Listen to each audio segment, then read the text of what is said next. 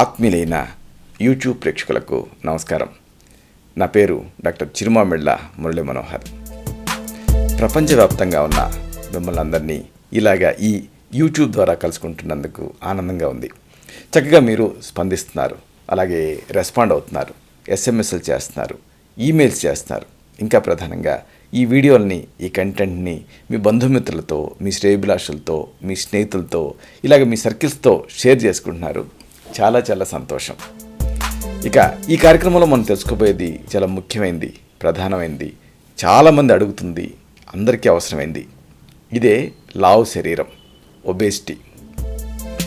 దీన్ని ఆయుర్వేద వైద్య పరిభాషలో మేధో రోగం అంటారు. మేధస్సు. చూడండి, మనకి సప్త ధాతువులు ఉంటాయి: రసం, రక్తం, మాంసం, మేధస్సు, అస్థి, మజ్జ, శుక్రాలని. ఈ సప్త ధాతువులు ఒక ధాతువు రెండో దాన్ని పోషిస్తూ ఉంటాయి. మేధో రోగంలో ఏం జరుగుతుంది అంటే ఉత్తర ధాతు పోషణ జరగదు. అంటే మేధస్సులోనే అక్యుములేట్ అయిపోతూ ఉంటుంది ధాతువు అంతా కూడా. అదే మేధో రోగం. దీన్ని వైద్య పరిభాషలో ఒబేసిటీ అనేటువంటి పేరుతో పిలుస్తారు. ఆయుర్వేదంలో అష్టనిందిత వ్యక్తుల గురించి ఇది చెప్పారు. అంటే తమ ప్రమేయం లేకుండానే నిందలు ఎదుర్కొంటూ ఉంటారు. వీళ్ళల్లో ఈ స్థూలకాయులు ఒకడు. ఈ స్థూలకాయం అనేది ఒక అనారోగ్య సమస్య కాదు, ఈ ఆత్మస్థైర్యాన్ని కూడా దెబ్బతీసేటటువంటి ఒక మానసిక సమస్య. కాబట్టి దీన్ని చక్కదిద్దుకోవాలి. దీని కారణాల విషయానికి వస్తే ఆయుర్వేదం ప్రధానంగా ఈ కారణాల మీద ఫోకస్ చేస్తుంది. సంక్షేపత క్రియాయోగో నిదానస్య వర్జనం ఉంటుంది. అంటే కారణాలు కనుక్కొని సరిదిద్దుకోవాలి. ముఖ్యమైన కారణం ఏమిటంటే ఈ వ్యాయామరహితమైనటువంటి జీవితం. చాలామందికి ఈ వ్యాయామం ప్రాధాన్యత తెలుసు, కానీ ఆచరణలో దానికి ఇంపార్టెన్స్ ఇవ్వరు. దీంతో ఈ అధిక బరువు అనేది పెద్ద సమస్య కింద మారిపోతూ ఉంది. కాబట్టి ఇన్యాక్టివ్ లైఫ్ స్టైల్, వ్యాయామరహితమైనటువంటి జీవితం ఒక కారణం. అలాగే మరొక ఆసక్తికరమైన కారణాన్ని ఆయుర్వేదంలో చెప్పారు. ఇదే పగటి నిద్ర. పగలు నిద్రపోకూడదు. ఏదో కునుకు తీస్తే తీయొచ్చు, కానీ అదే పనిగా పడుకొని ఉండకూడదు. కానీ పగటి నిద్ర ఒక కారణం. చూడండి, పూర్వకాలంలో మీరు గమనించారా, ఒక 20-30 సంవత్సరాల క్రితం పల్లెటూళ్ళలో, మన ఇళ్లల్లో మంచాలు ఇట్లా బెడ్రూమ్లలో వేసినట్టుగా వేసి ఉండేవి కాదు. మామూలుగా నవారు మంచాలు, నులక మంచాలు ఉండేవి, అవి ఎత్తు ఉండేవి. అలాగే పరుపులు ఒకవేళ ఉన్నా కానీ వాటిని పైన ఈ ఉట్టి ఇలాంటి వాటిలలో కట్టి ఉంచేవాళ్ళు.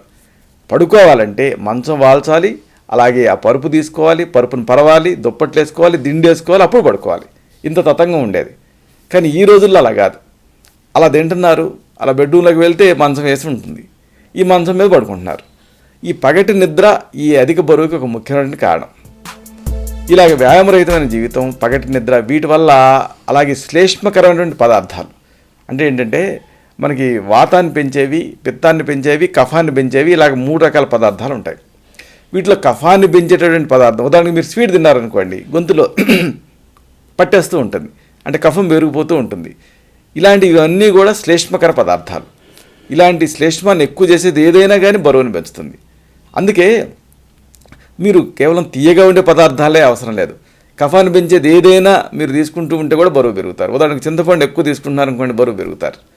ఇలా ఏదైనా ఒక శ్లేష్మకర పదార్థాలని తీసుకుంటూ ఉంటే బరువు పెరుగుతారు. అలాగే మధురమైనటువంటి ఆహార పదార్థాలు, పానీయాలు, వీటిని తీసుకోవటం వల్ల కూడా బరువు పెరుగుతారు. ఇలాంటి వాటి వల్ల ఈ మేధస్సు అంటే కొవ్వు పెరుగుతుంది. దీని మూలంగా స్థూలకాయం అనేది వస్తుంది. అలాగే కొన్ని సందర్భాలలో ఇవేమీ లేకుండా అనువంశికంగా కూడా ఈ అధిక బరువు రావచ్చు. ఇలాగ ఒకవేళ అధిక బరువు వస్తే, అంటే అనువంశికంగా వస్తే, అప్పుడు దాన్ని జెనెటిక్ ఒబేసిటీ అంటారు. అలాగే ఇతర వ్యాధుల వల్ల కూడా ఈ ఒబేసిటీ వస్తుంది. ఉదాహరణకు కడుపులో ఏదన్నా పుండు ఉందనుకోండి, పెప్టిక్ అల్సర్, అప్పుడు స్థూలకాయం రావచ్చు. అలాగే థైరాయిడ్ సమస్య ఉందనుకోండి, ముఖ్యంగా హైపోథైరాయిడిజం, అప్పుడు అధిక బరువు రావచ్చు. దాన్ని వైద్య పరిభాషలో మిక్సెడిమా అంటారు. అలాగే ఎడ్రినల్ గ్రంథి, అంటే కిడ్నీల మీద టోపీలాగా ఉంటుంది, సూప్రారీనల్ గ్లాండ్, ఈ ఎడ్రినల్ గ్రంథి వ్యాధి ఉందనుకోండి, అప్పుడు కుషన్ సిండ్రోమ్ అంటారు, దాంట్లో కూడా అధిక బరువు ఉంటుంది. అలాగే మెదడు వాపు, అంటే ఎన్కెఫలైటిస్లో కూడా ఈ సమస్య ఉంటుంది. అలాగే ప్యాంక్రియాస్కి సంబంధించిన వ్యాధులలో కూడా శరీరం లావు అవుతుంది. ఇంకా గర్భధారణ టైంలో, అంటే ఈ బైస్ట్లో ఆగిపోయిన తర్వాత హార్మోనల్ చేంజెస్ వస్తాయి. అప్పుడు గర్భధారణ టైంలో ఈ బైస్ట్ ఆగిపోయిన తర్వాత ఇలాగే హార్మోనల్ చేంజెస్లో మహిళల్లో ఎక్కువగా ఈ అధిక బరువు అనేది వస్తూ ఉంటుంది. అలాగే వయసు మళ్ళిన తర్వాత కూడా ఇది రావచ్చు.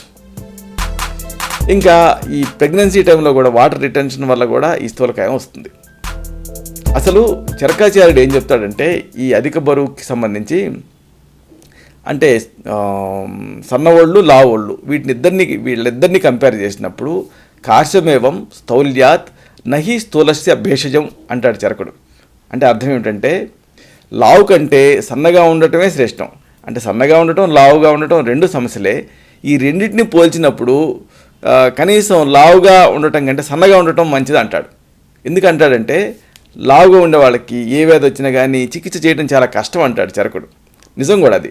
చూడండి, బాగా ఒబేజ్గా ఉండే వాళ్ళకి సపోజ్ ఏదైనా సర్జరీ చేయాల్సి వచ్చిందనుకోండి, అప్పుడు ఆ పొట్ట మీద ఘాటు పెట్టేటప్పుడు ఆ ఫ్యాట్ వల్ల ఆ సూచర్స్ సరిగ్గా మానవు, చాలా ఇబ్బంది అవుతూ ఉంటుంది సర్జన్కి.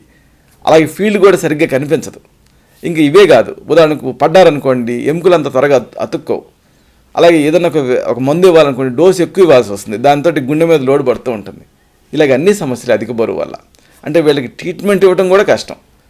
కాబట్టి కేవలం కాస్మెటిక్గానే కాకుండా మెడికల్గా కూడా దీనికి చాలా ప్రాధాన్యత ఉంది.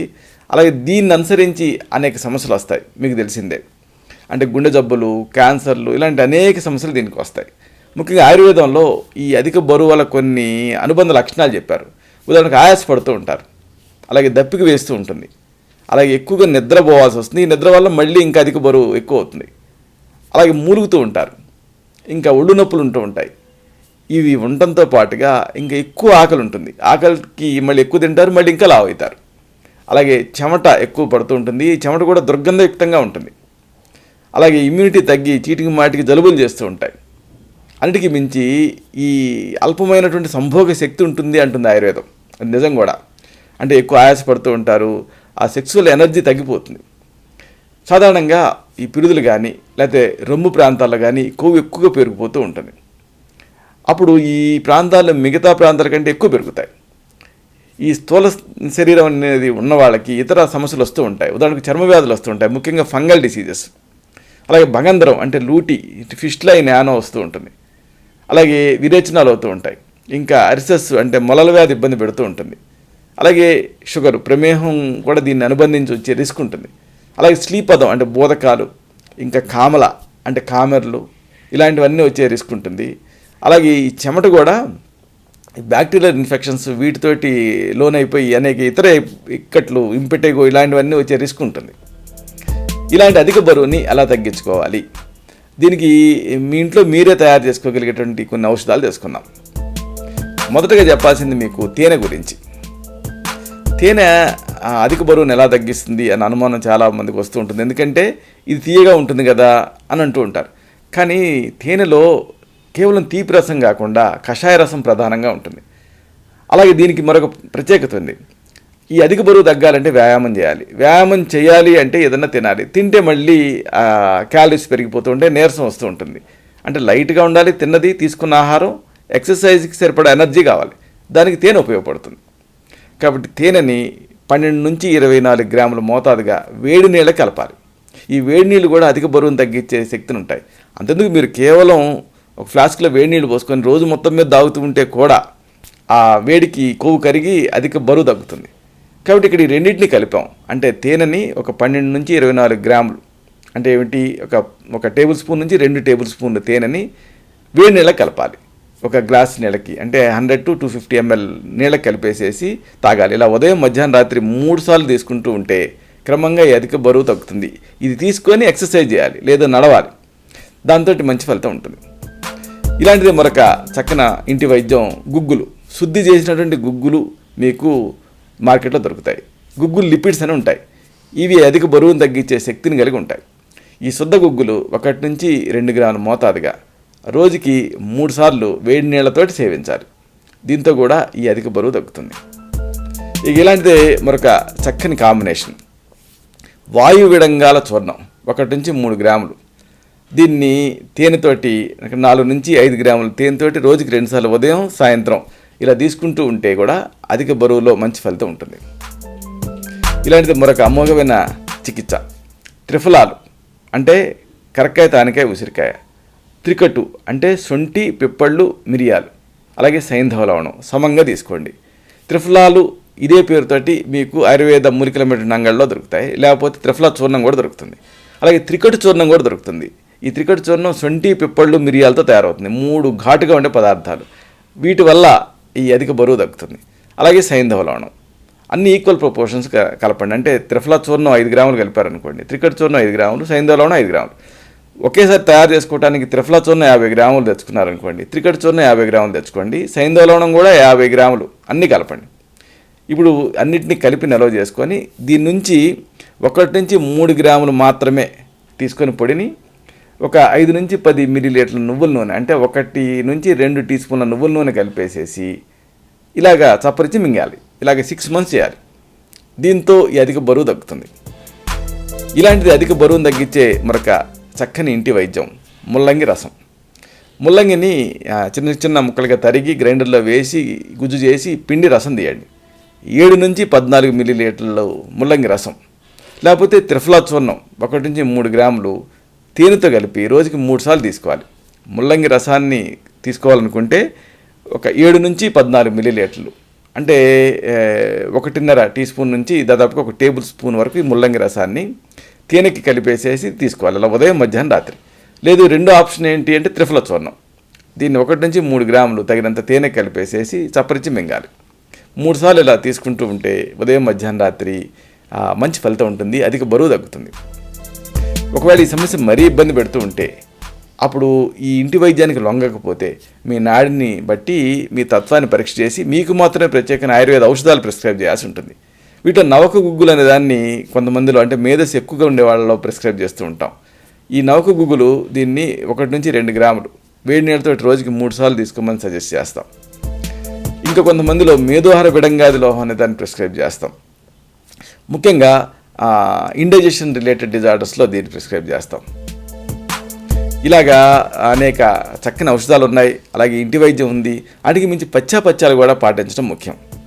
ఉదాహరణకు పథ్యం విషయానికి వస్తే అధిక బరువు తగ్గాలంటే పాత బియ్యం వాడాలి. కనీసం 1 ఏడాది పాతబడిన బియ్యంతో అన్నం వండుకొని తినాలి. అది కూడా పాలిష్ బియ్యం కాకుండా ముడి బియ్యం అయితే మంచిది.